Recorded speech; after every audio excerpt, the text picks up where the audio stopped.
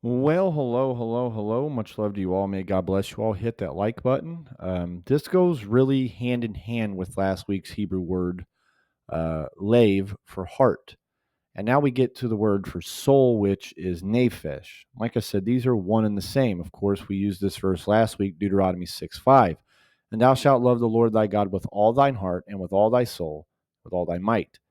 Of course, heart has a lot of the same definitions as soul has. But when we get to the word soul, of course, let's go down here and click on it. Nephesh. And it means a lot of things. Not just soul and life and creature and person, but it can mean appetite, it can mean mind, living being, desire, emotion, passions, the inner being of man, of course. And of course, the activity of mind, the activity of will, and the activity of a character. And of course, the living being with life in the blood. That's a really key one to look at as well, too. So, of course, Deuteronomy 11, chapter 11, verse 13 mentions similar to Deuteronomy 6:5. And it shall come to pass, if ye shall hearken diligently unto my commandments, which I command you this day, to love the Lord your God and to serve him with all your heart and with all your soul. Heart and soul are one and the same. Very important when you're studying the words that you see how closely intertwined they are. Some 757 times the word nephesh is used, and it's not always for soul or life. I mean, for instance, I was just giving you the definition. Sometimes it's for appetite, sometimes it's for desires.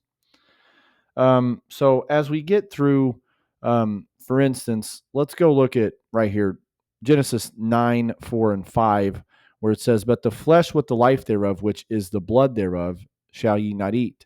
And surely your blood of your lives will I require. At the hand of every beast will I require it, and at the hand of man, and at the hand of every man's brother will I require the life of man. So here we see that life is so closely intertwined with the word blood. And as you see, life, it doesn't mention soul, it mentions life, which means the same thing as soul. So, of course, what is soul? It would depend on who you ask. I mean, if you asked atheist people, they have different meanings. If you ask the scientist or if you ask the Christian, but the most commonly held view of what a soul is the eternal part of a human being. It differs from our bodies, which will rot away. Um, and then they would say after we die, our soul goes to heaven or hell. And that's what is commonly held as a belief. But the Bible does not tend to talk about souls this way. For instance, in the New Testament, it speaks of souls in a bodily resurrection. And in the Old Testament, it talks of a place called Sheol, which we'll talk about in a later study. But in the Old Testament, when the word nephesh is used, it's sometimes used for our very selves and what makes us alive and is connected with life that resides with the blood, as Genesis 9 says, and of course, as Leviticus 17:11. Let me scroll down to Leviticus 17:11, as it mentions about blood and life being one and the same. And actually, this verse right here puts a very big context towards pointing to Jesus Christ. For the life of the flesh is in the blood, and I have given it to you upon the altar to make an atonement for your souls. For it is the blood that maketh an atonement for the soul. So nephesh is used 3 times in this one verse. So the King James Version Bible uses the word soul 500 times. As we're reading King James, a lot of the other times it replaces it with life, which is not a bad rendering because life is in the soul.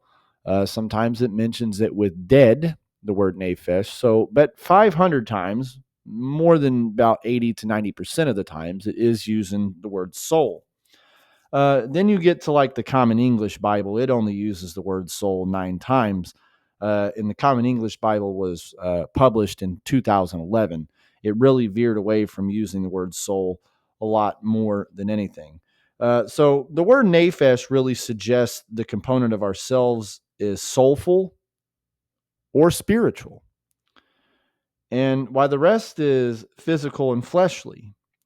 But the Old Testament does not make this sort of distinction. When it talks of nephesh, it usually talks about what makes us alive. I mean, even when it's talking about slaying somebody, for instance, you're slaying, you're taking away something that is alive. You're killing something. So you get the meaning here. So the word nephesh my favorite part of the definition is life, because it really does go hand in hand with everything that Nephesh is about. Nephesh is about the life. There is life in the blood. That's a very important Bible verse. So, and for instance, right here in Psalm 23, verse 3, He restoreth my soul. He leadeth me in paths of righteousness for His name's sake. In the NJPS, which is a Jewish Bible, it actually puts He renews my life instead of soul. Well, look here in Psalm 25, verse 1. Unto thee, O Lord, do I lift up my soul. Actually, when you look at the CEB version, it puts, I offer my life to you, Lord. Your Nephesh. So the word life, like I said, it does not always um, constitute to the meaning of life. Sometimes when we come up to the word Nephesh, it doesn't always translate to the word life here. There's many incidences in the Bible where you get to reading something.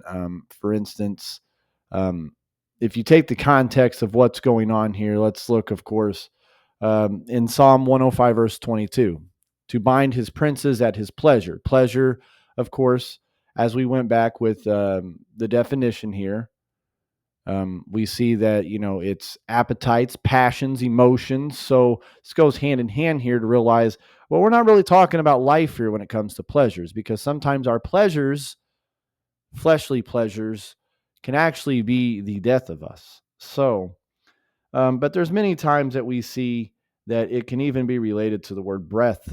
I mean, when you go back to Genesis, God breathed life. He breathed life. He made a living being, a soul, nephesh. Sometimes it's connected to our desires and appetites, as you just seen, for instance, in this pleasure.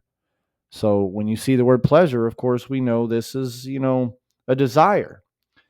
So the word nephesh is a really important word to realize if you're studying deep in the Hebrew, that its main objective is to mean life.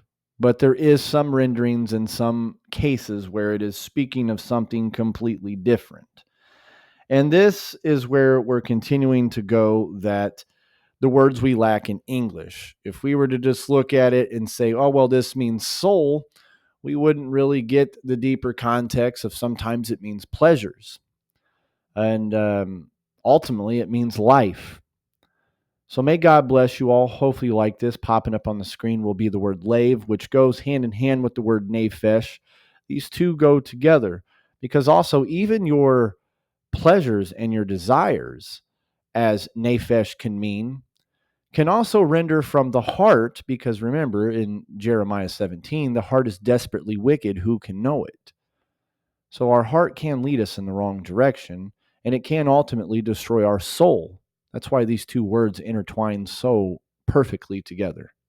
May God bless you all, and much love.